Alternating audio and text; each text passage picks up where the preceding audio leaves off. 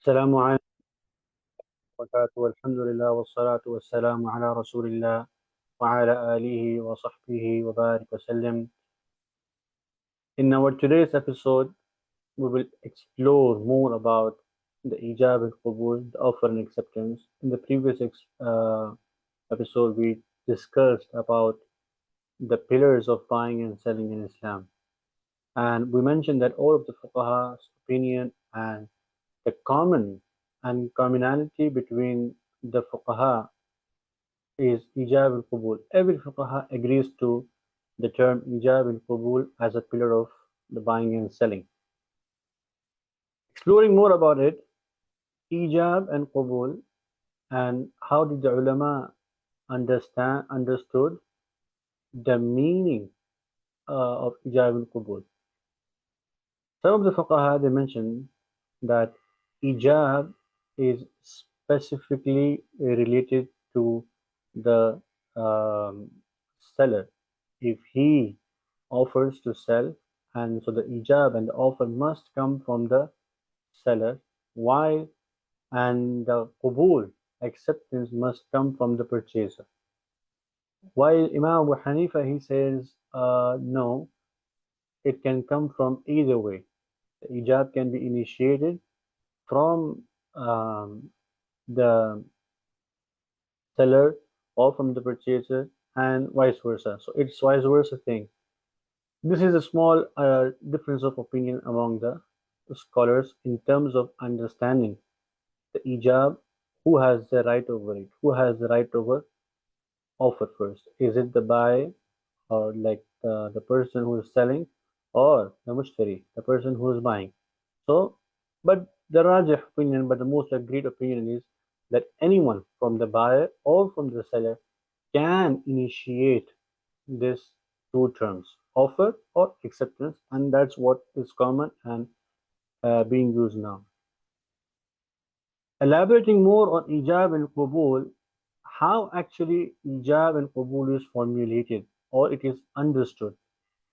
When we see the books, that is the classic books of fiqh, which are written in Arabic and discussed in Arabic, and from which the masail and the things of buying and selling and understanding has been extracted, they mention the formulation of the phrase, of the formulation of the offer through which, or the sentence through which we understand this is offer or this is acceptance, must be in the past tense.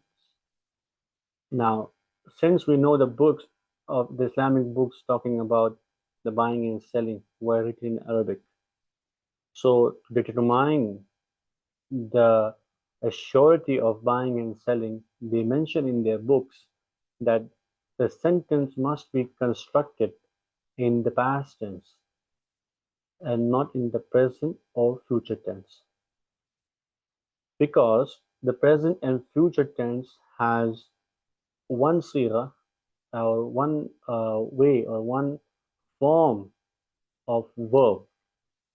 The present to future tense is one form of verb in Arabic language, which can have different ihtimal or different understanding. Maybe this person is buying now, or maybe this person is buying in the future. So one verb but has two meanings to understand. That is why they say it is better to formulate the sentence of offer and acceptance in the past tense. This is with regards to the Arabic language specifically. However, if we see the offer and acceptance in other languages, like for example, someone is writing offer or giving an offer like Urdu or French or um, English or some other language, they may not have something like that. They have different tenses for past, present, and future. So the fuqaha, they later on they studied this mas'ala, and they determined that the sentence that is constructed for offer and acceptance must be in such a way that determines and indicates the assurity of buying and selling that is going to happen now at the moment. So I'm buying now. It should indicate, the sentence must indicate this uh, action as well, action of buying and selling at the moment. It is not indicating the buying and selling of an action that is in the future, while it is not, the sentence is not indicating the buying and selling in the future, while the actual action is happening at the real time now, life.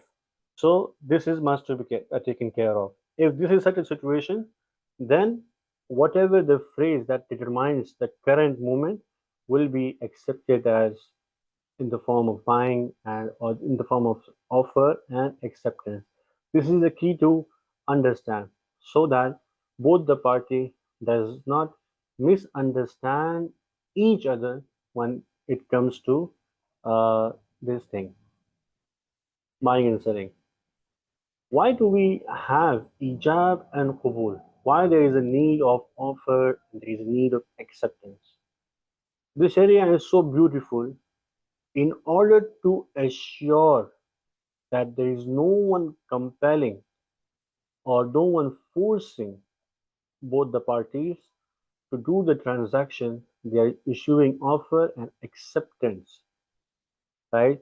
Which is further ensuring that they are doing this transaction out of their will and no one is forcing to take the product or take the money from the other party. To ensure that Sharia is putting offer, acceptance, and the type of sentence that is being constructed, which is determining the present. So later on, if someone comes and claims on the other partner, no, I was forced to sell, no, I was forced to buy, then the court and the law and the Muslim judge will determine the sentences that were used to offer and use to accept the particular good and make decision over that, that if he or she was in actual forced to buy or to sell a particular product. So to taking care of all the possibilities of the future, Sharia is trying to formulate everything in order so that when this transaction happens, nothing no one is deceived from it. That is the reason we have Ijab and Qabul, and there is so much pressure on Ijab and Qabul. Moving forward, one may say that what is the difference between the offer and acceptance that we have in buying and selling and the offer and acceptance we have in the marriage? When we study the nikah or kitab al-nikah, we see that there is one person offering that I want to marry your daughter, I want to marry that particular ABC female, and that she is accepting, okay, I accepted your proposal for marriage, and the nikah is formulated. What is the difference between this ijab and qabul and that ijab and qabul? Both are used in the same place. The one common difference in both of the ijab and qabul is when a person in the marriage is saying that I want to marry you, he is uh, taking a role of two persons. He is taking a role of a wakil and he is taking the role of a the groom himself. So he said, "I want to marry you." In sense, he is being the wakil or being the wakil of himself proposing to the party that he wants to marry. So one person, but having two roles. One is the role of a wakil, and another one himself, the person, the groom who is marrying. So they consider as the groom himself is the groom in the proposal and is also a wakil for this proposal. But in the buyer, in buying and selling, one person cannot act as an agent, as a wakil, and cannot act as a buyer or purchaser at the same time.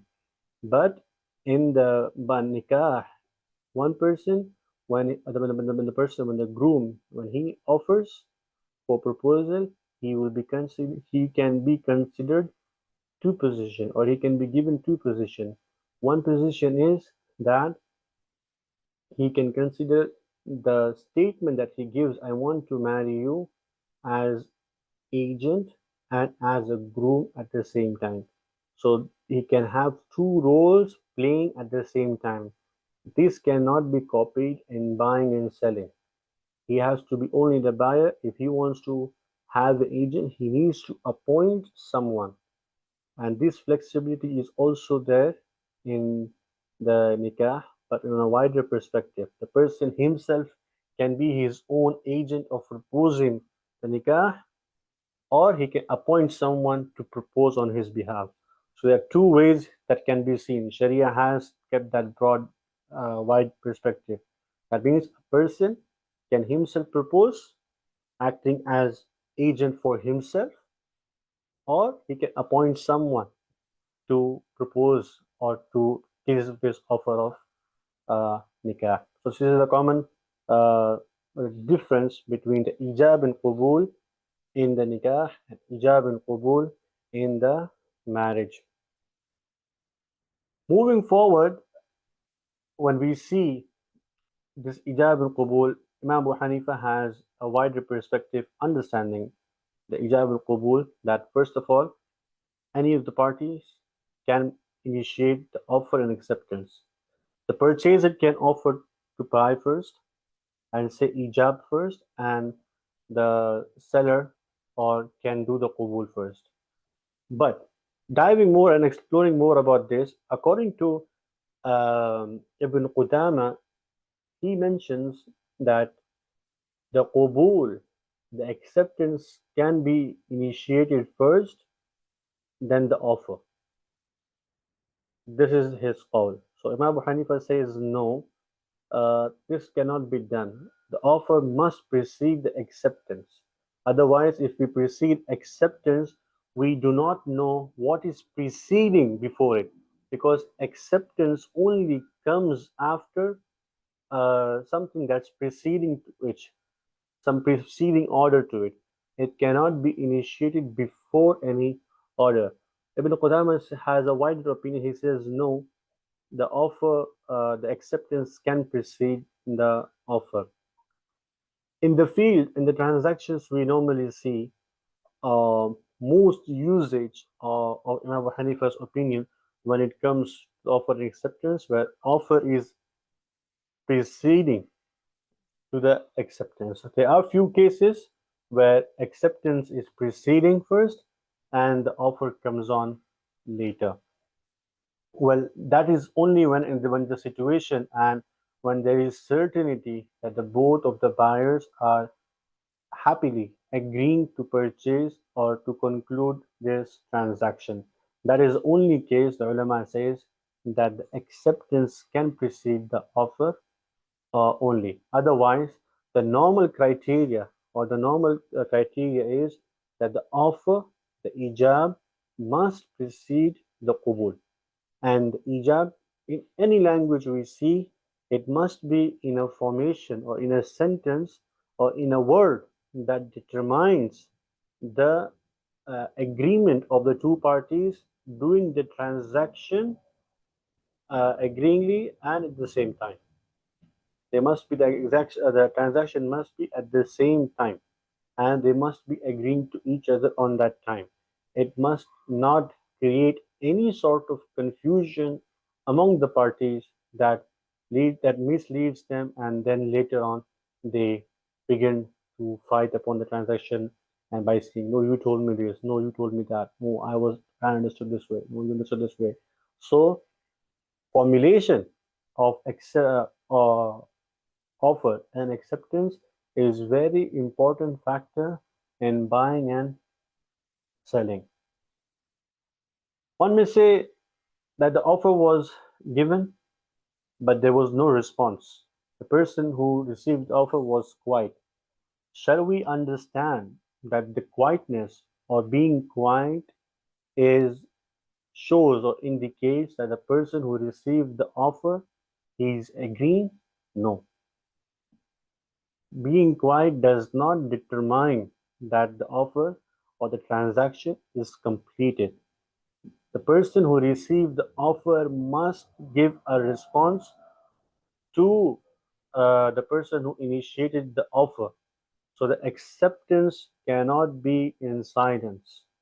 Simple terms. Acceptance must be form of action, must be a form of word that indicates that you or the person who was quiet is indicating that he is agreeing to this offer. So it has to be in the form of word, in the form of writing, in the form of any action which indicates that the person is agreeing to pay. For example, someone comes to you and says, "How much is this car for?" You say 10,000 dirhams. Okay, he did not respond to you. But what did he do? He took the car keys and he's trying to drive the car, or you are in the place where you take the ownership, and that he straight away goes and signs off. Or, for example, you went to the fruit shop, you ask them how much is 5 kg of apples.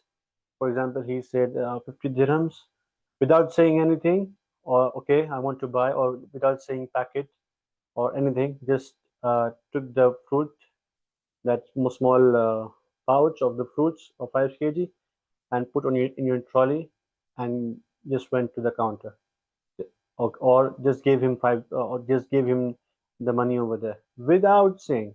All of this action that you did to put in your cart, paying off the money, okay, finishing of the transaction, indicates that you showed the acceptance to the offer.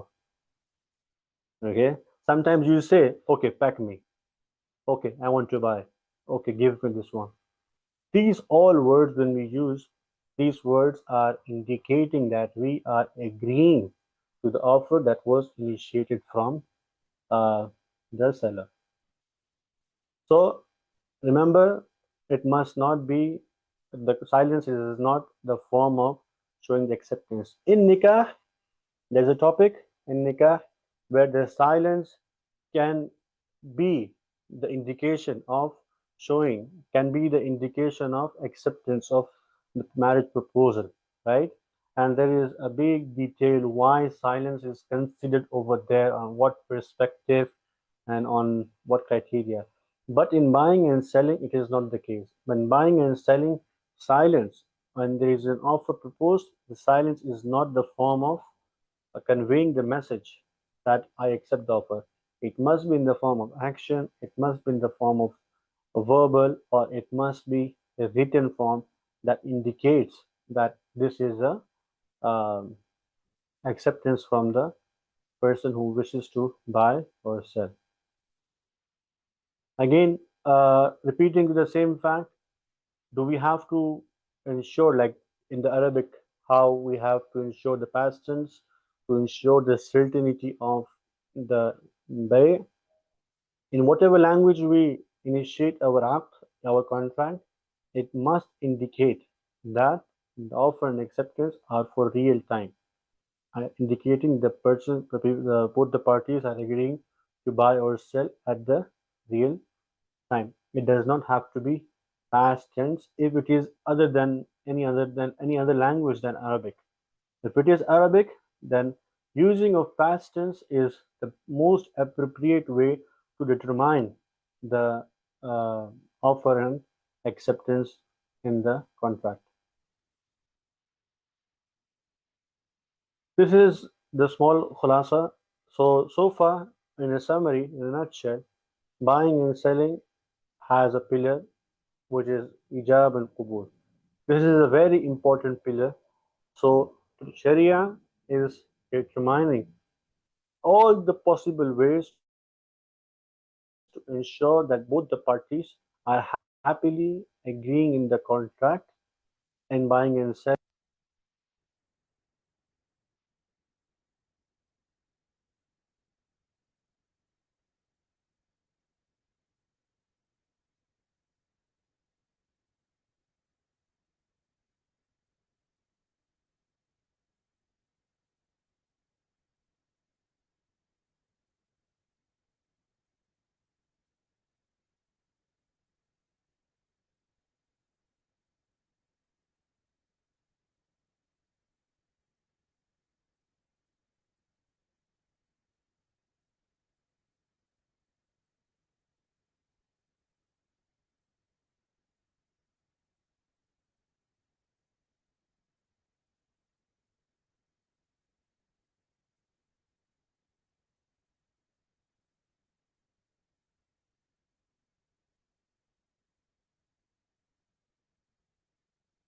can be both at the same time.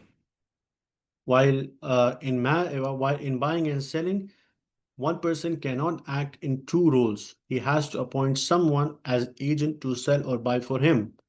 While in marriage, it's not the case. He has an option to opt someone who can do his job on his behalf, or he can do himself, he can act agent for himself and initiate the offer or accept it. Right? We also saw who has the priority first to do the ijab and qabul. Is it the buyer or is it the seller? So the most majority of fuqaha have some difference of opinion in this. The more rajih call or the more agreed opinion of the scholars is anyone can initiate from the party buying and selling, but they have to ensure that the offer must precede then the acceptance. In some situations, the acceptance is preceding to the offer if there is a surety from the atmosphere of the transaction, from the language, or the body language, or the atmosphere, or the majlis where this action of buying and selling or this transaction is taking place is assuring that this transaction is happening without any force. They are happily doing transaction uh, from with each other, then it is okay. Like for example, two friends, they're sitting, they know well each other, they are best friends for forever kind of thing. One of them says, okay, he saw a mobile phone of his friend. He said, okay, khalas, huh? I accept your offer of buying this for 1,500. The other one was like smiling and saying, he's like, okay, khalas, no problem, give me. So he accepted the offer first before buying. This is possible. There are situations in that. However, in general circumstances, offer must precede the acceptance. And this is a Rajih opinion. I hope that this may have cleared some of the doubts of offer and acceptance. And this is a key to understand the basic transaction of buying and selling, because offer and acceptance is one of the pillars of buying and selling. So we must ensure that it must be took place, especially when writing the contracts, when dealing in bigger organization. We must ensure all the possibilities of ensuring the offer is correct and the acceptance is correct, because most of the fights and most of the things that are working in the court today nowadays, especially in the transaction, is either there is a problem in offer or it is either problem in acceptance. Most of the uh, things that happens in the court and the claims has been done and accusing each other, parties are accusing each other and fighting each other. It's only mostly because there is misunderstanding between offer and acceptance, or maybe do not convey to each other correctly. Jazakumullahu khairan. والسلام عليكم ورحمة الله وبركاته. سبحان ربك رب العزة عما يصفون وسلام على المرسلين والحمد لله رب العالمين.